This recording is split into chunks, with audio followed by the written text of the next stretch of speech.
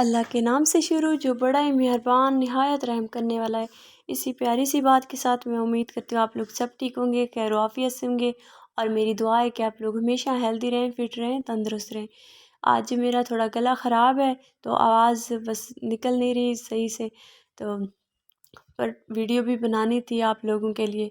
तो आज मैं बना रही हूँ करेले। आप लोगों ने जैसा कि उसमें स्टार्ट में भी देख लिया था, तो करेले ऐसे बनाएंगे हम कि ना इसमें हम नमक ऐड करेंगे, ना इस पे हम आटा लगाएंगे, ना हम करेलों को बॉईल करेंगे, बल्कि हम ऐसे ही बनाएंगे। बस जस्ट इसके छिलके उतारेंगे। छिलके भी हम जो हम उतार रहे हैं ना, हम इनको वेस्ट नहीं करेंगे, हम इनका भी कुछ ना कुछ बनाएंगे और इंशाल्लाह उसकी रेसिपी भी मैं आप लोगों से बहुत जल्दी शेयर करूँगी। तो करेले बहुत अच्छे थे, बहुत ही फ्रेश से ताज़ा से थे, तो इसके छिलके हम वेस्ट नहीं कर सकते। तो इसके अलावा छिलकों के साथ भी करेले बनाए जाते हैं, ठीक है ना। याद रहे छिलकों के साथ भी करेले बनाए जाते हैं, जो कि आप लोगों ने तकरीबन खाए होंगे या आपने इसकी वीडियोस वगैरह देखी होंगी यूट्यूब पे। तो आप लोगों ने देखा है, हमने इसको अच्छे से यहाँ पे इसके छिलके उतार लिए थे और हम इसका बीज भी निकाल लेते हैं यहाँ से। करेले बिल्कुल फ्रेश थे, इसमें कीड़े की कोई वो नहीं थी और हमने इसको पहले से अच्छे से वॉश कर लिया था पानी के साथ। बस हम इसको अभी यहाँ पे इसको गोल सी शेप देंगे, कट करेंगे और बस हमारे फिर करेले डन हो चुके हैं। फिर हम इसको बनाएंगे बाकायदा प्रोसेस के साथ।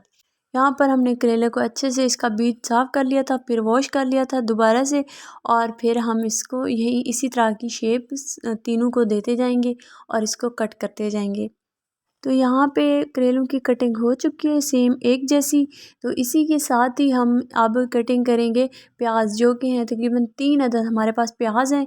तो हम इसको यही शेप देंगे जिस तरीके से हमने करेले कट किए हैं ना, उसी तरीके से हम प्याज को कट करेंगे सेम एक जैसे। और इसमें एक दरमियाने साइज़ का टमाटर है और इसमें जाएंगी 2 हरी मिर्च, ठीक है ना।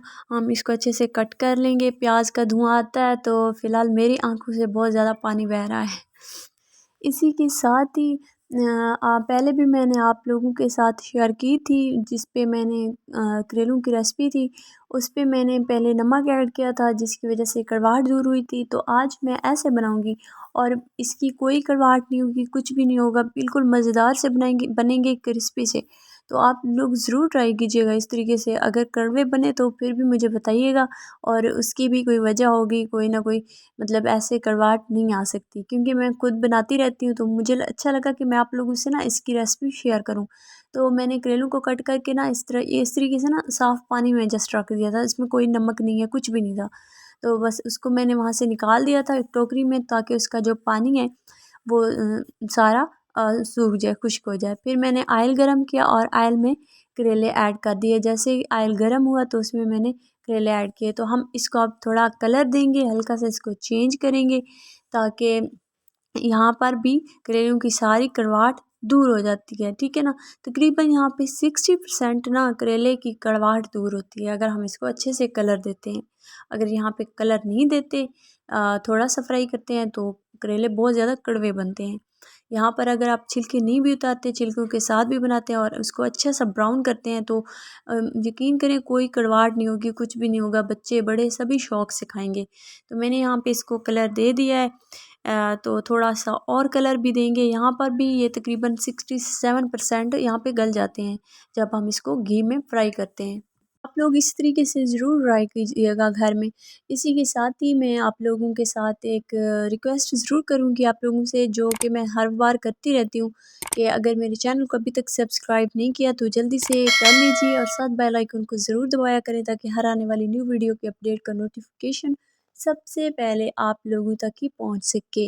इसी तरह की आसान सी रेसिपीज़ होती हैं मेरी, कोई मुश्किल रेसिपीज़ नहीं होती, बहुत ईजी होती हैं, जो आम नॉर्मल खाने घर में बनाए जाते हैं। तो उसी की मैं वीडियोस अपलोड आप लोगों के साथ करती रहती हूँ।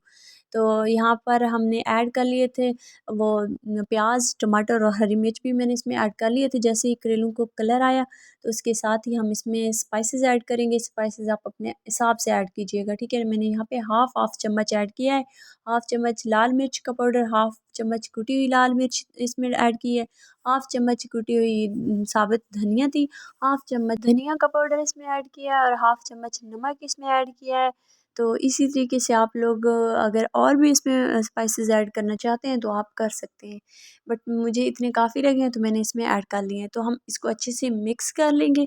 मिक्स करने के बाद हम इसको कवर करेंगे ताकि जो प्याज हैं, टमाटर हैं और करेले अच्छे से सॉफ्ट हो जाएं और अच्छे से गल जाएं। तो यहाँ पर हम तकरीबन इसको लो टू मीडियम फ्लेम पर तकरीबन हम यहाँ पे इसको रखेंगे 8 से 9 मिनट तक, ठीक है ना। हम इसको रखेंगे, आप देख सकते हैं माशाल्लाह से बिल्कुल सॉफ्ट से हो चुके हैं और बहुत ही प्यारी सी खुशबू भी आ रही है, करेले भी गल चुके हैं, प्याज भी गल चुके हैं। और इसमें स्पाइसेस जो मैंने इसमें ऐड किए हैं, नमक चेक किया है तो नमक बिल्कुल परफेक्ट है, हर चीज़ परफेक्ट है। थोड़ा सा हम इसको और कवर कर देंगे, 5 मिनट तकरीबन हम इसको और मज़ीद कवर करेंगे। तो बस रेडी है हमारा आज का मज़ेदार सा बग़ैर नमक, बग़ैर आटा लगाए, बग़ैर बॉयल किए हुए करेले का मज़ेदार सा सालन, ठीक है ना। यहाँ अगर आप इसमें शोरबा बनाना चाहते हैं तो यहाँ इसमें पानी ऐड कर सकते हैं, तकरीबन 1 गिलास जितना पानी ऐड करें तो वो थोड़ा सा खुश्क भी हो जाएगा। इसी के साथ ही मैं अब इसको डिश आउट करती हूँ। करेले का हमारा मज़ेदार सा सालन बिल्कुल परफेक्ट रेडी हो चुका है, बिल्कुल भी कड़वा नहीं है। यकीन करें आप लोग इस तरीके से बनाएंगे तो इंशाल्लाह बहुत ही अच्छा बनेगा, वक्त भी ज़ाय नहीं होगा। तो आप लोग इस तरीके से ज़रूर ट्राई कीजिएगा और मुझे फ़ीडबैक ज़रूर दीजिएगा। और अगर मेरी वीडियो अच्छी लगे तो लाइक ज़रूर कीजिएगा, अपने फ्रेंड्स और फैमिली के साथ ज़रूर शेयर करें। इसी के साथ ही मुझे दीजिए इजाज़त, तब तक अपना बहुत सारा ख्याल रखिएगा। अल्लाह हाफिज़।